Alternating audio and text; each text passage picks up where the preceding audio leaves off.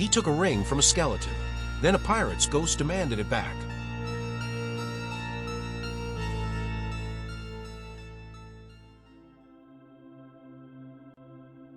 The tide had retreated farther than anyone in the village could recall, as though the ocean itself had exhaled and forgotten to breathe back in. Where there should have been churning surf and restless foam, there lay an eerie, glistening expanse of exposed seabed. Ribbons of seaweed clung to rippled sand, and shallow pools reflected the sky like broken mirrors. The air smelled sharper out there, more salty, tinged with something ancient, as if secrets long buried had been stirred awake. That was when Logan found it. He hadn't set out expecting anything unusual. The afternoon had been like dozens before it, gray clouds drifting lazily overhead, gulls crying in the distance, the wind tugging at his jacket. His rusted metal detector bumped against his shoulder as he walked, its weight familiar, almost comforting. He liked the routine of it, the slow sweep, the anticipation, the small, hopeful thrill each time the machine crackled to life. Most days, it amounted to nothing, just corroded bottle caps, bits of wire, the occasional coin too worn to read. Still, the possibility of something more kept him coming back. Out on the exposed stretch, the world felt different, quieter, wider, as if he had stepped into a place not meant for him. He switched on the detector and began to sweep it low across the damp sand. The machine gave its usual scattered chirps, nothing worth stopping for. Logan moved methodically, boots sinking slightly with each step, eyes scanning the ground out of habit more than expectation. Then the detector screamed. The sound cut through the stillness, sharp, urgent, insistent. Logan flinched, then quickly steadied himself, a flicker of excitement replacing the initial shock. Got something? The sand was cool and wet beneath his hands as he began to dig. At first he used his fingers, scooping away the top layer, the grit pressing under his nails. When that wasn't enough, he reached for the small trowel tucked into his belt and began to carve into the earth with more purpose. Each scrape revealed darker, heavier sand beneath, packed tight from years under the sea. The detector continued its shrill protest beside him. He worked faster. Then something pale could be seen. Logan paused, brushing at it carefully. A smooth surface, lighter than the surrounding sand. For a moment, disappointment washed over him. Driftwood, he thought. Just a piece of wood, bleached clean by salt and time. But as he cleared more of it, the shape shifted into something unmistakable. Not wood, fingers. He froze, his breath catching halfway in his throat. The world seemed to narrow around the small patch of sand in front of him. Slowly, almost unwillingly, he brushed away the remaining grit. A hand lay there, skeletal, yellowed with age, half emerged from its long burial. The fingers were curled inward, as if they had once clutched something tightly and never let go. Even now, there was a strange tension in their shape, a suggestion of intent frozen in bone. Logan's stomach tightened. Okay, that's not great. He should have stood up then, should have backed away, called someone, done anything but remain there. But his gaze had already fixed on something else. It was a ring. It sat on one of the bony fingers, dull gold against the pale bone. At its center was a dark stone, too dark. It didn't catch the light like other gems. Instead, it seemed to swallow it, absorbing the gray daylight, until it looked almost like a hole cut into the world. Logan swallowed hard. When he spoke, his voice was thin, as though he was trying to convince the air as much as himself. It's just old. Just history. Someone lost it. That's all. The words felt fragile, easily broken. Still, his hand moved. Slowly, cautiously, he reached toward the ring. His fingers hovered for a moment above the skeletal hand, as if expecting it to twitch, to react, to claim what was still its own. But the bones remained still, silent. He grasped the ring and pulled. For a moment it resisted. A faint, gritty friction held the object in place, as though the years themselves objected to its removal. Logan tightened his grip and tugged again. This time, it slipped free with a soft, dry sound. The moment it came loose, the skeletal fingers collapsed inward, curling tighter, as if whatever fragile tension had held them had finally given way. Logan jerked his hand back, heart pounding. For a second, he simply stared at the empty finger. Then, almost instinctively, he wiped the ring on his shirt, brushing away the clinging sand. Up close, it felt heavier than it should have, solid, deliberate. Strange markings circled the band, etched deep into the metal. They weren't letters he recognized, nor symbols he had ever seen. They seemed calculated, meaningful in a way he couldn't place. He turned it in the dim light, watching the dark stone refuse to gleam.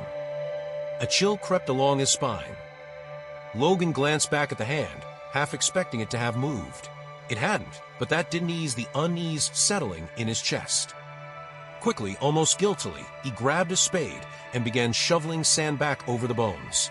The grains fell in uneven clumps, covering the pale fingers, swallowing them again until there was nothing left but disturbed earth. Out of sight, buried again. Well, finders keepers. He forced a grin that didn't quite reach his eyes. The wind shifted, carrying the distant sound of the returning tide.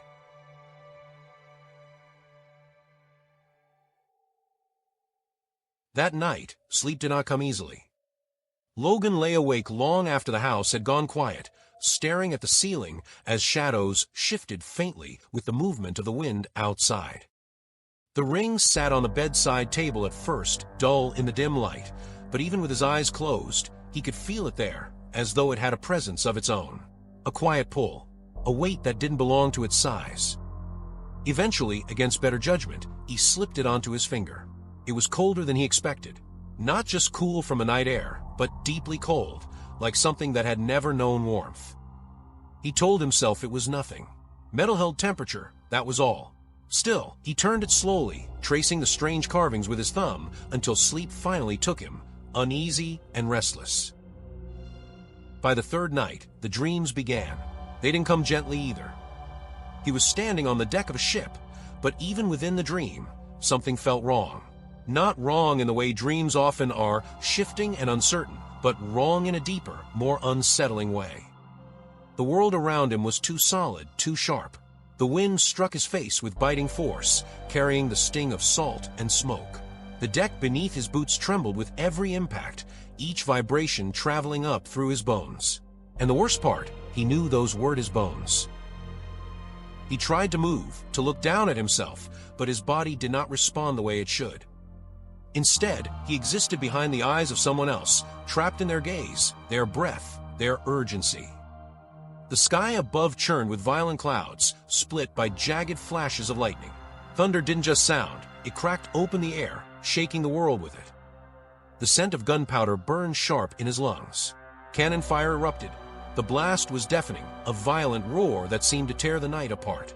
The recoil shuddered through the ship, and Logan, no, the man he inhabited, staggered slightly, boots scraping across the slick wooden planks. Men shouted all around him, their voices raw with strain and fear. Someone bellowed, the command cutting through the chaos. Return fire. Logan turned, or rather the man turned, and his vision swung across the deck toward the darkness beyond. Another ship emerged through the fog. It loomed like something half-born from a storm itself, its sails shredded but still driving forward with relentless purpose. Lantern light flickered along its side, illuminating figures moving in frantic bursts. Musket fire cracked across the water, sharp and sudden, each shot echoing like snapping bone. Splinters of wood burst from the railing nearby. The man's hands moved, steady, practiced, unshaken by the violence around him. Logan could feel the strength in them, the certainty. This was not someone afraid of battle. Then he saw him, the captain. He stood near the helm, a towering figure, wrapped in a long tattered coat that snapped wildly in the wind. His beard lashed against his face, streaked with rain and salt, but his eyes burned with something fierce and unyielding. He moved through the chaos like its center, shouting orders with a voice that cut clean through thunder and cannon fire alike.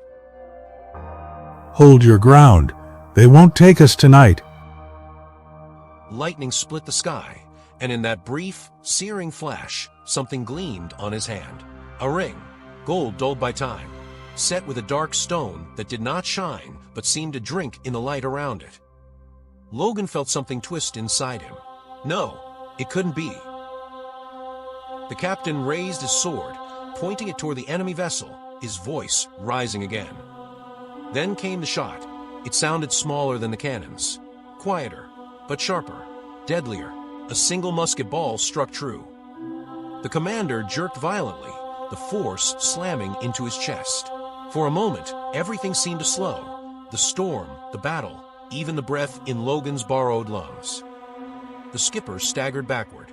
Boots scraped against the wet deck, struggling for purchase. His sword slipped from his grasp, clattering uselessly against the wood. Logan tried to shout, but the voice wasn't his to use. His protest vanished into silence, trapped somewhere deep inside. The captain's heel caught the edge of the railing. Time fractured. For one suspended instant he hung there, caught between ship and sea, life and something darker.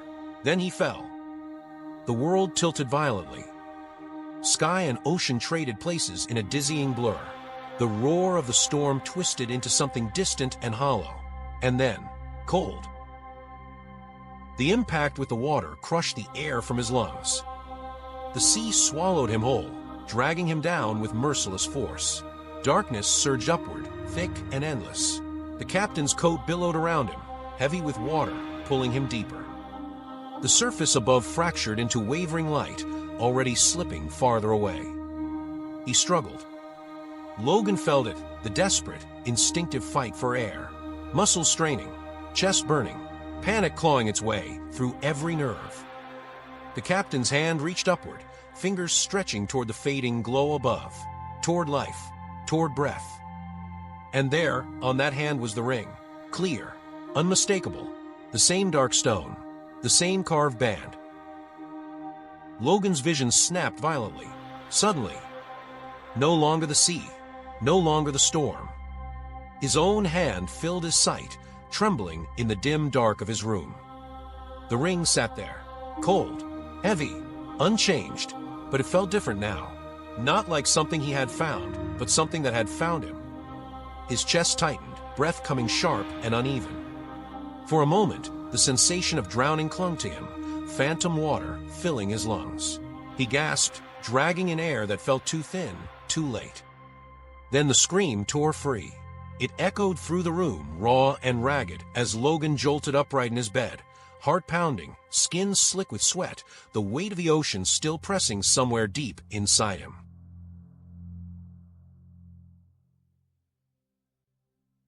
The dreams did not loosen their grip. Night after night, they returned with merciless precision, unchanged, unrelenting. The same storm clawing at the sky, the same thunder splitting the world open, the same ship groaning beneath his feet as cannon fire tore through wood and bone alike. And always, always the same end, the shot, the stagger, the fall, the sea.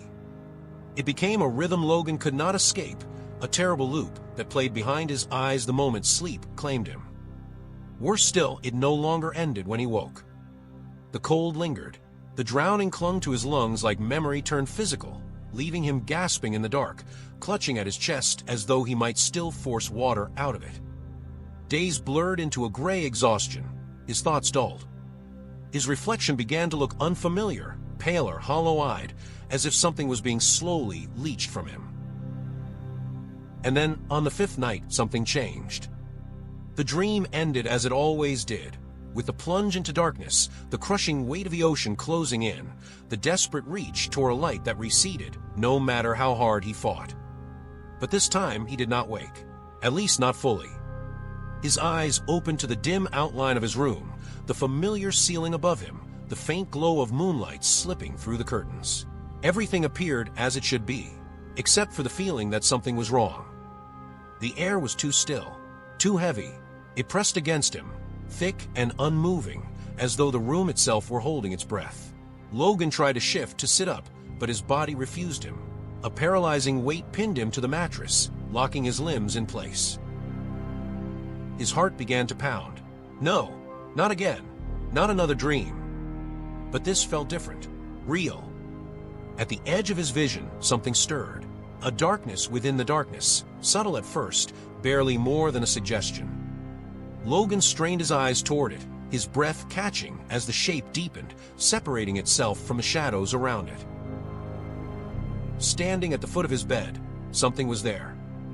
At first, his mind tried to deny it, to reshape it into something harmless. A trick of light, a coat draped over a chair, anything but what it truly was. Then it moved, slowly, deliberately. Moonlight caught along its form and revealed bone. Not clean, white bone, but something aged and water-worn, faintly yellowed, and slick with a sheen that should not have been there. Tattered remnants of clothing clung to it, dark and shredded, hanging in strips that swayed though no wind touched them. From its frame, droplets of seawater fell soundlessly, vanishing before they ever reached the floor.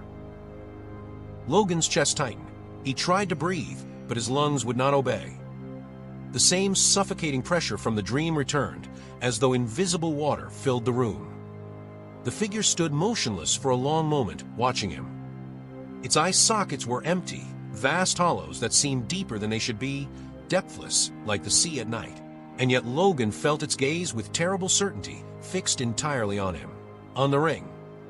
His pulse thundered in his ears. He tried to speak, but the words never made it past his throat. No, you're not real. The specter took a step forward. The movement was slow, unnatural, not the motion of muscle and joint, but something looser, as though the body were only barely held together by will alone. Another step followed, each one bringing it closer, closing the distance with dreadful patience. The air grew colder. He could feel it now, not just on his skin, but deeper, sinking into him, the same suffocating chill from the ocean floor. The figure stopped beside the bed, near enough now that Logan could see the details, the cracks in the bone, the faint growth of something like salt crusted along its ribs, the remnants of fabric clinging stubbornly to its frame. The smell reached him then, faint but unmistakable, brine, rot, and something ancient. Its head tilted. Then, with a slow, grinding motion, its jaw began to open. The sound was wrong, dry and creaking, like would strain beyond its limits. The hollow cavity of its mouth yawned wide, impossibly deep, as though it did not end where it should. And from that emptiness, a voice, not spoken so much as carried. It came like wind through a shattered hull, low and broken, layered with an echo that did not belong in the room. It stretched the words thin, pulling them as though from a great distance below. Give me back my ring. The sound did not simply reach Logan's ears, it moved through him, vibrating in his chest, in his bones, in the very place where breath refused to come. The words lingered, echoing unnaturally, repeating in faint, distorted whispers that seemed to seep into the walls. Give me back my ring, my ring. The specter leaned closer. For a single, terrible moment, Logan thought it would reach for him, that cold, skeletal hand closing around his throat, dragging him down into that endless, waiting dark. Then it was gone. No movement, no fading, just absence. The pressure vanished with it. Air rushed violently back into Logan's lungs as his body snapped free. He bolted upright with a choking gasp, clutching at his chest as though he had truly been drowning. His heart slammed against his ribs, wild and uncontrollable. The room was empty, still, silent, ordinary. Moonlight lay undisturbed across the floor. No water, no figure, no trace of anything that should not be there. Only him, and the ring, cold against his skin. It's just a dream. The words came out thin, brittle, like something already cracking under its own weight. Logan stood by the door, fumbling with the zipper of his jacket, his fingers clumsy and unsteady. He avoided looking at the mirror, did not look at his hand. It was just stress. It's nothing. But even as he said it, the memory of the voice lingered, not as sound, but as sensation. A cold echo lodged somewhere deep in his subconscious. That night, the specter returned. There was no slow emergence this time, no uncertain shadow gathering at the edge of his vision. One moment the room was empty, still, familiar, and the next it was there, standing at the foot of his bed, as though it had always been there, waiting for him to notice. Logan couldn't move, could hardly breathe. The hollow sockets fixed on him, on the ring. Its jaw creaked open. Give me back my ring. The words dragged through the air, heavy and wet, each syllable stretched as though it had risen from the bottom of the ocean. The room seemed to dim around the voice, shadows thickening, pressing inward. Then nothing, gone again. The next night it came closer, not at the foot of the bed this time, but halfway between, its presence filling more of the room, stealing more of the air. Logan could feel it before he saw it, the cold creeping across his skin, settling into his bones. Give me back my ring. The voice was louder, clearer, less distant, less patient. By the fourth night, it stood beside him, near enough that Logan could hear the faint drip of seawater that never reached the floor, near enough to smell the brine and decay. Near enough that, if he had dared to turn his head, he might have seen the fractures in its teeth, the emptiness behind them. But he didn't turn. He lay rigid, staring straight ahead, every nerve screaming. Give me back my ring. Something inside him broke.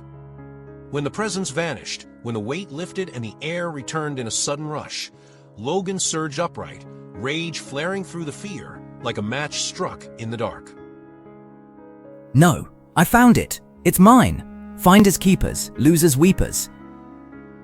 The words sounded childish the moment they left him. Small, fragile. They hung in the silence, then fell flat, swallowed by the stillness of the room. For a moment, nothing answered. Then a sound, faint, distant, like water pulling across sand, the whisper of the sea. It slipped through the room in a low, breath-like hush, brushing against his ears with something almost like amusement, or perhaps patience. Logan's anger faltered. Defiance, it turned out, was a thin shield. The nights that followed grew worse.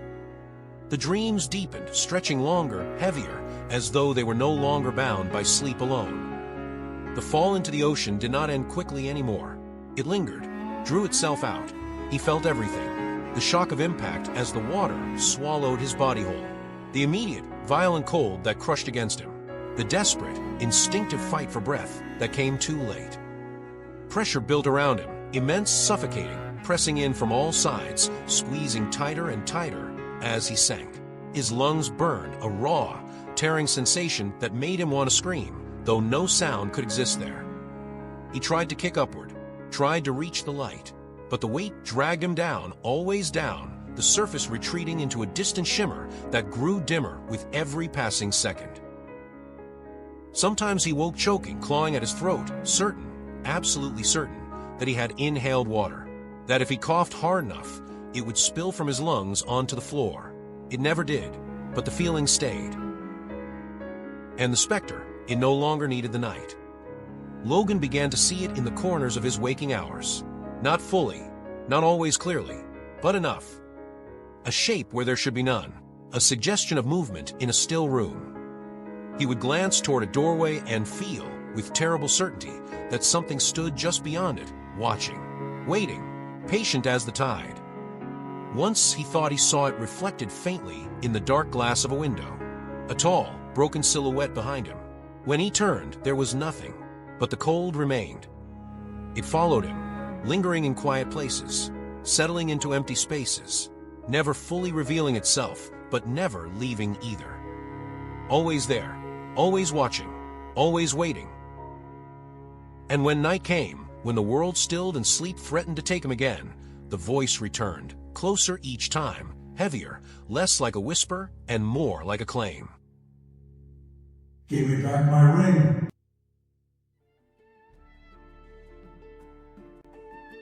By the sixth night, Logan reached the edge of himself. Sleep had become something to fear, not seek. Each hour of darkness promised the same descent, the same suffocating cold, the same voice clawing its way into his chest. He moved through the day like a ghost of his own life, hollowed out, worn thin. Even the light felt distant, as though it no longer fully touched him. So when evening came, he didn't hesitate. The beach was different at that hour. The tide had begun its slow return, creeping forward with quiet inevitability, reclaiming the land inch by inch. Water slipped into the hollows of the sand, filling them like memories resurfacing. The sky stretched wide above him, burning in deep shades of orange and violet, the last light of the sun bleeding into the horizon. Long shadows reached across the shore, bending and shifting with the rhythm of the waves. It should have been beautiful. Instead, it felt like an ending. Logan walked across the sand with uneven steps, his boots sinking slightly with each stride. His hand was clenched tight around the ring, so tight his knuckles had gone pale. He didn't need the metal detector this time. The place had etched itself into him, every detail burned into memory. The stretch of exposed sand, the jagged angle of the rocks nearby, the way the waves had curled that day, as though parting to reveal something hidden. This is it. This is the place. His voice barely carried over the hush of the sea. The skeletal hand was gone, of course. The tide had taken it back, just as it took everything in the end. There was no sign that anything had ever been there, no disturbance, no trace, no mark to prove what he had seen. But Logan knew. He dropped to his knees. The sand was cool and damp beneath his fingers as he began to dig, pushing aside the top layer with urgent, uneven motions. It gave way easily, still loose from the last time he had disturbed it, as though the earth itself remembered. He didn't dig deep. He didn't need to. This wasn't about hiding it. It was about returning it. His hand slowed. For a moment, he simply stared at the ring in his palm. It looked the same as it always had. Dull gold, etched with strange, unreadable markings. The stone at its center remained as dark as ever, swallowing the fading light of the sky. But now it felt heavier than before, not just in weight, but in meaning, in presence, in claim. A faint chill pulsed from it, seeping into his skin. You want it. Now take it back. He hesitated only a second longer. Then he shoved it into the sand. Quickly, almost desperately, he covered it, pushing the grains back into place, pressing them down with both hands. He smoothed the surface flat, erasing the evidence, sealing it as though it were something dangerous that should never have been uncovered, something that had waited. When he was done, he sat back on his heels, breathing hard, staring at the unbroken stretch of sand before him. Nothing marked the spot now. Nothing at all. Logan rose to his feet. He turned away. He didn't run, but there was urgency in his steps, a quiet need to put distance between himself and that place. The sky behind him dimmed further, the last light slipping beneath the horizon as the tide continued its steady advance. Halfway up the beach, he stopped. The feeling came first, that same cold presence, not imagined but real, not distant, near. Slowly, reluctantly, Logan turned his head, back toward the place he had buried the ring. The sand had shifted, not dramatically, just enough to disturb the perfect smoothness he had left behind. And there, a figure knelt, the specter. Its form was clearer now than it had ever been in his room, as though the boundary between their worlds had thinned at the water's edge. Bones gleamed faintly in the dying light, draped in the tattered remains of what had once been clothing. The sea clung to it, though no water moved. It bowed over the spot. Its hands moved, not digging, not disturbing the sand, but passing through it, slipping into something unseen beneath the surface, as though the earth itself were only a thin veil. Logan couldn't move, couldn't breathe. For a long moment, the figure remained like that, reaching into whatever lay beyond sight. Then it stopped. Slowly, deliberately, the specter straightened. Even from a distance, Logan felt it, its gaze. Those hollow sockets lifted and found him without hesitation. The world seemed to hold still. The waves hushed. The wind fell quiet. Logan braced himself, waiting for the words, for the demand, for that terrible, echoing voice to tear through the silence one last time. But it didn't come. Instead, something else happened. The specter lowered its head, not in weakness, not in hunger, but in something that felt unmistakably like acknowledgement, like recognition, like the closing of a debt. And then it faded, Not abruptly, not violently, but gently, like mist dissolving under the first light of morning. Its form thinned, blurred, and slipped away into nothing, leaving no trace behind. Only the empty shore, only the returning tide. Logan stood there for a long time after it was gone. Long enough for the water to creep closer. Long enough for the last color to drain from the sky. Long enough to feel something slowly loosen inside him. That night, he slept. No storm, no cannon fire, no falling, no drowning, no voice calling up from the dark. Only silence, and somewhere far off the steady, endless rhythm of the sea, no longer a threat, but a distant breathing thing, rising and falling as it always had. A few nights later, another dream came to him. This time there was no horrific sea battle, no shot to the chest, no drowning. Instead, he found himself on a beach. The sun shone and gulls flew noisily overhead. Further down the beach stood a tall figure, a young woman dressed in a scarlet gown. They approached each other, and he could see that she was smiling, even though there were tears in her eyes. In her hand, she held something familiar. As she held the object out, he could see that it was the ring. She offered it to him, saying, "Something to remember me by. When you leave for your next voyage, return it to me when we meet again." In his heart, Logan knew that the pirate captain never returned to fulfill that promise.